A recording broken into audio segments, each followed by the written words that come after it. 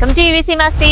Power star Pawan Kalyan నటించిన తమ్ముడు చిత్రంలో బాధ్యత గల అన్నయ్య చక్రీ పాత్రలో అచ్యుత్ కనబరిచిన నటన ఈనాటికి తెలుగు ప్రేక్షకుల మదిలో ఒక చెరగని జ్ఞాపకంగా నిలిచిపోయింది. ఒక సామాన్య మధ్య తరగతి కుటుంబం నుండి వచ్చి తన స్వయం కృషితో పట్టుదలతో అత్యున్నత శిఖరాలను అధిరోహించిన ఆయన ప్రయాణం ఎందరికో ఆదర్శప్రాయం. అయితే ఆయన జీవితం కేవలం విజయాల పూలపాన్పు కాదు. ఈ రోజు ఈ వీడియోలో మనం ఆయన జీవిత విశేషాలు, ఆయన జన్మస్థలం, విద్యాభ్యాసం, నాటక రంగం నుండి సినీ రంగంలోకి ఆయన వేసిన అడుగులు, ఆయన కెరీర్ ఎదుగుదలలో రామోజీరావు గారి పాత్ర, ఆయన సాధించిన విజయాలు, వ్యక్తిగత జీవితం, ఇంకా విషాదకరమైన ఆయన అకాల మరణం గురించిన ప్రతి విషయాన్ని క్లియర్ గా తెలుసుకుందాం. సో స్కిప్ చేయకుండా వీడియో చివరి వరకు చూడండి ఫ్రెండ్స్. అలాగే మన ఛానల్లో చాలా మంది సినీ ప్రముఖుల గురించిన వీడియోలు వస్తూనే ఉంటాయి.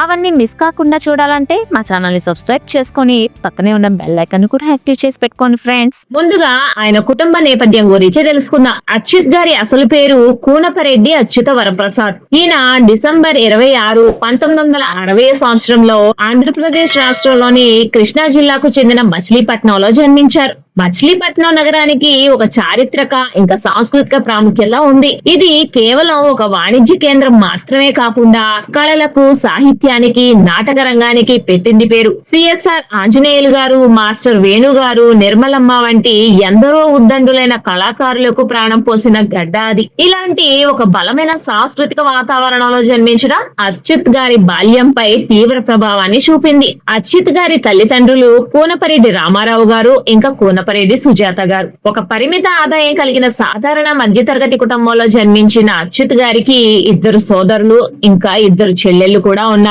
ఉమ్మడి కుటుంబ వ్యవస్థలో మధ్యతరగతి విలువలతో ఆయన బాల్యం గడిచింది. చిన్నప్పటి నుండే ఆయనకు నటన పట్ల, కళల పట్ల విపరీతమైన ఆకర్షణ ఉండేది. పాఠశాల విద్యను పూర్తి చేసుకున్న సమయంలోనే మచిలీపట్నం పరిసర ప్రాంతాల్లో జరిగే సాంస్కృతిక కార్యక్రమాలు, నాటక ప్రదర్శనలు ఆయనను ఎంతగానో ఆకర్షించేవి. విద్యార్థి దశలో ఉన్నప్పుడే ఆయనకు స్థానిక నాటక సంఘాలతో పరిచయం ఏర్పడింది. అచ్యుత్ గారి స్నేహితులు నటన బాగుందని, సినిమాల్లో నటించమని ప్రోత్సహిస్తూ ఉండేవారు. నటన అనేది కేవలం ఒక వ్యాపకం కాదని, అది తన జీవిత లక్ష్యమని ఆయన చాలా త్వరగానే గుర్తించారు. అయితే ఆ రోజుల్లో ఒక మధ్య తరగతి కుటుంబం నుండి వచ్చిన యువకుడు సినిమాల్లోకి వెళ్లడం అంటే అది ఒక సాహసంతో కూడుకున్న పని. కుటుంబ బాధ్యతలు, స్థిరమైన ఆదాయం లేకపోవటం వంటి ఎన్నో అడ్డంకులు ఆయన ముందు నిలిచాయి. అయినప్పటికీ తనలోని నటుడిని బ్రతికించుకోవాలనే తపనతో తన లక్ష్య సాధన కోసం మద్రాసు ప్రయాణమయ్యారు. ఈ ప్రయాణం ఆయన జీవితంలో అత్యంత కష్టతరమైన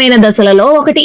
1980వ దశకం చివర్లో ఇంకా 90ల ప్రారంభంలో తెలుగు సినిమా పరిశ్రమ మద్రాసు నుండి హైదరాబాద్ కు మారుతున్న సమయం అది. కొత్తగా అవకాశాల కోసం వచ్చే నటీనటులు ఎన్నో ఇబ్బందులు పడేవారు. అచ్యుత్ గారు కూడా తన కెరీర్ ప్రారంభంలో అవకాశాల కోసం స్టూడియోల చుట్టూ చెప్పులరిగేలా తిరిగారు. ఆయనకు ఎవరి నేపథ్యం గాని, గాడ్ ఫాదర్ గాని లేరు. కేవలం తన ప్రతిభ, నాటక రంగంలో తాను నేర్చుకున్న క్రమశిక్షణ మాత్రమే ఆయనకు పెట్టుబడి. ఆరంభంలో ఆయనకు ఎదురైన కష్టాలు అన్ని కావు. కొన్నిసార్లు భోజనానికి డబ్బులు కూడా లేని రోజులవి. ఇవన్నీ భరించలేక ఓ రోజు ఇండస్ట్రీని వదిలేసి ఊరెళ్ళిపోదామని నిశ్చయించుకున్నారు ఆయన. అదే టైంలో 1980ల చివరిలో టాప్ డైరెక్టర్ గా ఉన్న వి మధుసూదన్ రావు గారు కొత్త ఆర్టిస్టులను ట్రైన్ చేయాలని మధు ఫిల్మ్ ఇన్స్టిట్యూట్ ని హైదరాబాద్ లోనే స్టార్ట్ చేశారు. అక్కడ కోచింగ్ తీసుకుంటే సినిమాల్లో ఛాన్సులు వెతుక్కుంటూ వస్తాయనే వార్తలు ఫిల్మ్ సర్కిల్లో వైరల్ అయ్యాయి. అప్పటికే సినిమా ఇండస్ట్రీలో ఛాన్సులు రాక విరక్తి చెందిన అచ్యుత్ గారు చివరిగా ఓసారి ట్రై చేద్దాంలే అని ఆ ఇన్స్టిట్యూట్ లో జాయిన్ అవ్వాలనుకున్నారు. అయితే ఆ కోర్సు కోసం అక్షరాల 10,000 రూపాయలు కట్టాల్సి ఉంది. ఇంట్లో వాళ్ళు ఎలాగోలా పొలాన్ని తాకట్టు పెట్టి 10,000 రూపాయలు ఇవ్వటంతో అచ్యుత్ గారు మద్రాసు నుండి హైదరాబాద్ కి వచ్చేసి సెకండ్ బ్యాచ్ లో జాయిన్ అయ్యారు. 1985లో ఎప్పుడైతే అచ్యుత్ గారి కోర్సు పూర్తయిందో ఆ ఇన్స్టిట్యూట్ నుండి సర్టిఫికెట్స్ తో బయటకు వచ్చేసి సినిమాల్లో ఛాన్సుల కోసం ట్రై చేయడం మొదలు పెట్టారు. అదే టైంలో డైరెక్టర్ మధుసూదన్ రావు గారు నాగార్జునాని హీరోగా పెట్టుకుని విక్రమ్ అనే మూవీని ప్లాన్ చేస్తున్నారు. విషయం తెలుసుకున్న అచ్యుత్ మధుసూదన్ రావు గారిని కలిసి తనకి కూడా ఏదో ఒక రోల్ ఇమ్మని అడిగారు. అయితే మధుసూదన్ రావు గారు ఆల్రెడీ సెలక్షన్స్ అయిపోయాయని చెప్పటంతో అదే సమయంలో హైదరాబాద్ లో ఉండే తెలుగు దూరదర్శన్ వారు కొత్త సీరియల్స్ కోసం నూతన నటీనటులు కావాలని కొన్ని పేపర్స్ లో యాడ్స్ ఇవ్వడం జరిగింది. ఇక ఆ ప్రకటనని చూసిన అచ్యుత్ గారు తన లక్ ని పరీక్షించుకోవాలని అనుకున్నారు. అలా 1986లో ఇంద్రధనస్సు అనే సీరియల్లో ఆఫర్ వచ్చింది. కానీ అచ్యుత్ గారి క్యారెక్టర్ కి మాత్రం అంతగా గుర్తింపు రాలేదు.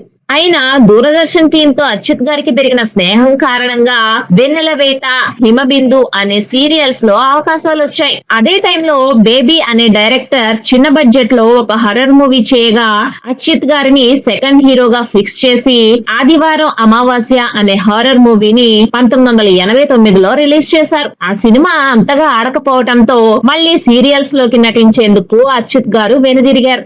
అలా సీరియల్స్ లోకి మళ్ళీ రీ ఎంట్రీ ఇచ్చిన ఆయన మిస్టర్ బ్రహ్మానందం అనే సీరియల్ ని చేయగా డైరెక్టర్ జంధ్యాల గారు నరేష్ గారిని హీరోగా పెట్టుకొని తాను తీయబోయే ప్రేమ ఎంత మధురం అనే మూవీలో అచ్యుత్ గారికి సెకండ్ హీరోగా పిలిపించి మరీ అవకాశం ఇచ్చారు. 1991లో రిలీజ్ అయిన ఈ మూవీ మంచి గుర్తింపు తెచ్చుకుంది. ఆ వెంటనే అచ్యుత్ గారికి విశ్వనాథ్ గారి దర్శకత్వంలో వచ్చిన స్వాతి కిరణం అనే మూవీలో ఆఫర్ వచ్చింది. ఇక ఆ మూవీ కూడా హిట్ అవ్వటంతో అచ్యుత్ గారికి సినిమాల్లో అవకాశాలు వెతుక్కుంటా వస్తాయని అనుకున్నారు. అప్పటికి ఆయన వయసు 32 ఏళ్లు కాగా అచ్యుత్ గారికి రమాదేవి అనే అమ్మాయితో వివాహం జరిపించారు తల్లిదండ్రులు. 1992లో ఆయన వివాహం జరిగింది. ఈ దంపతులకు 2 పిల్లలు. ఇక్కడే ఆయన కెరీర్ మలుపు తిరిగిందని చెప్పొచ్చు. 1995లో రామోజీరావు గారు ఈటీవీని ఎస్టాబ్లిష్ చేయగా ఆ ఛానల్ కోసం సీరియల్స్ ని చేయాలని యాక్టర్స్ కోసం ఆడిషన్స్ నిర్వహించడం జరిగింది.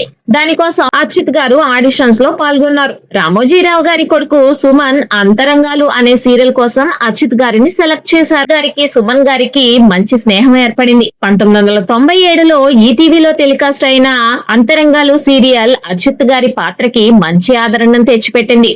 ఆ సీరియల్ జరిగే టైంలోనే తనతో నటించిన అశ్వినితో అచ్యుత్ గారికి మంచి స్నేహం ఏర్పడింది. ఆ స్నేహం కాస్త నిదానంగా సన్నిహిత్యంగా మారి వారిద్దరూ క్లోజ్ గా ఉండేవారు. ఇక అచ్యుత్ గారికి కూడా ఫ్రెండ్ సర్కిల్ పెరగడంతో నెమ్మదిగా మద్యానికి అలవాటు పడ్డారు. అదే టైంలో రామోజీరావు గారికి నటి అశ్విని అచ్యుత్ విషయం తెలిసి వీరి మధ్య గొడవలు మొదలయ్యాయి. ఎందుకంటే రామోజీరావు గారికి అశ్విని గారితో ఉన్న మంచి సాన్నిహిత్యం ఇందుకు కారణం అని చెప్తూ ఉంటారు. ఇక అప్పటికే అశ్విని గారు రామోజీరావు గారి సపోర్ట్ తో అనేక టీవీ సీరియల్స్ లో యాక్ట్ చేశారు.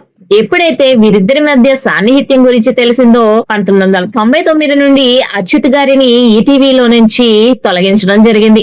ఈటీవీ నుండి బయటకు రాగానే అచ్యుత్ గారికి సినిమాల్లో అవకాశాలు వెల్లువెత్తాయి. సినిమాల్లో అడుగుపెట్టిన తర్వాత ఆయన ఎన్నో వైవిధ్యమైన పాత్రలు పోషించారు. తన కెరీర్ మొత్తంలో సుమారు 50కి పైగా చిత్రాల్లో 50కి పైగా సీరియల్స్ లో నటించారు.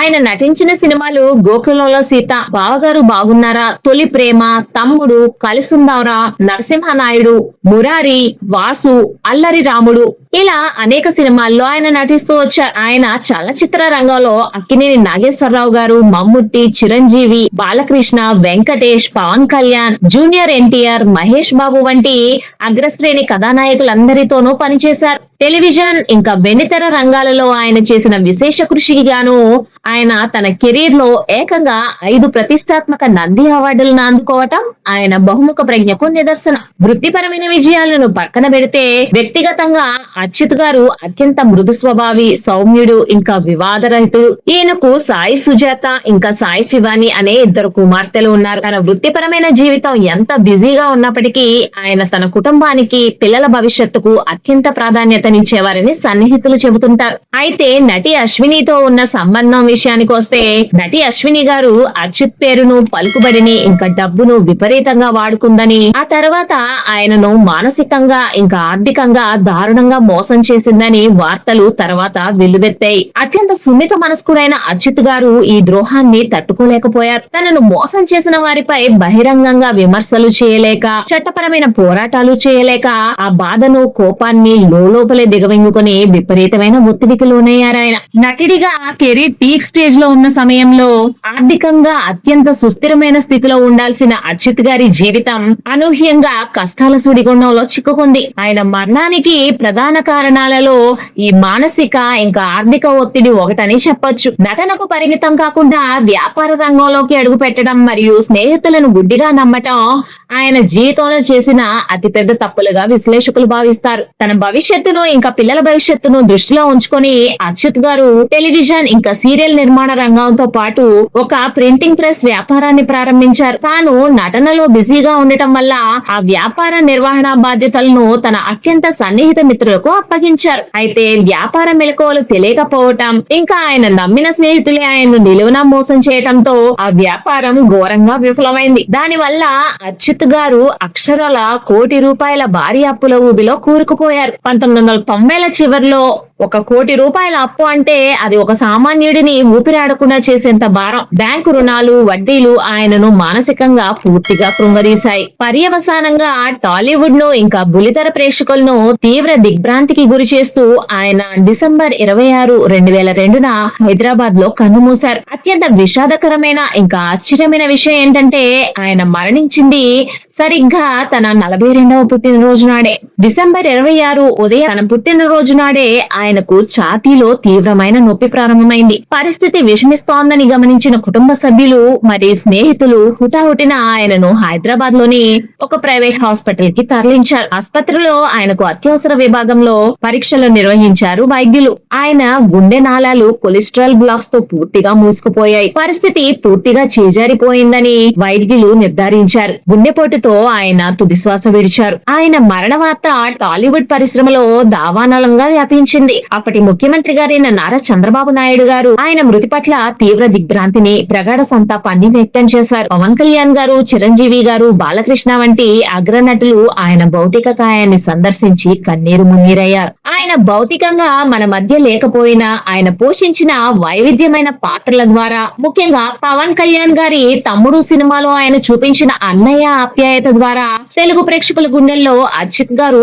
ఎప్పటికీ చిరంజీవిగానే మిగిలిపోతారు. పరిశ్రమలో ఒక స్థాయికి చేరుకున్న తర్వాత నమ్మకం, వ్యాపారం, స్నేహం ఇంకా మానసిక, శారీరక ఆరోగ్యం పట్ల ఎంత జాగ్రత్తగా వ్యవహరించాలో అచ్యుత్ గారి జీవితం నేటి తరం కళాకారులకు గుణపాఠం నేర్పుతోంది. సో ఇది ఫ్రెండ్స్ అచ్యుత్ గారికి సంబంధించిన వివరాలు. అచ్యుత్ గారు నటించిన సినిమాల్లో మీకు ఏ సినిమా బాగా ఇష్టమో కామెంట్స్ లో కామెంట్ చేయండి. అలాగే ఈ వీడియో మీద మీ అభిప్రాయాలు కామెంట్స్ లో తెలపండి. మరిన్ని బయోగ్రఫీ వీడియోల కోసం మన యూవీసీ మసీ ఛానల్ సబ్స్క్రైబ్ చేసుకోండి friends. Thanks for watching friends. జై హింద్.